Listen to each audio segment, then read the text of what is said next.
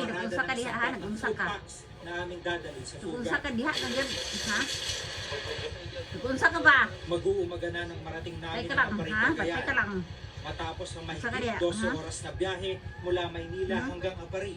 5 oras naman ngayon ang Darat aming lang ka babaybayin nagkat taas, ha? bago makarating ng Suga. Makarag-agi dahil, na nasuksok mo ka diha.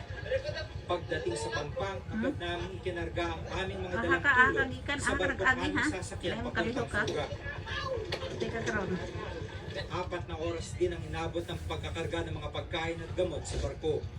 Kinailangan pa kasing isakay Unsa ka muna man sa diha? maliit na Unsa bangka ka, ang mga ha? kargamento papunta Piot mo sa na di malaking kayo. bangkang aming sasakyan. Batay ka karon ako, ha? Hindi Batay kasi ka. pwedeng dumawong sa mababaw na tubig ang malaking bangka.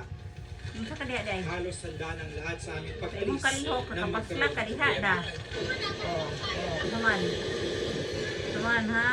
Lumakas ang alon sa dagat.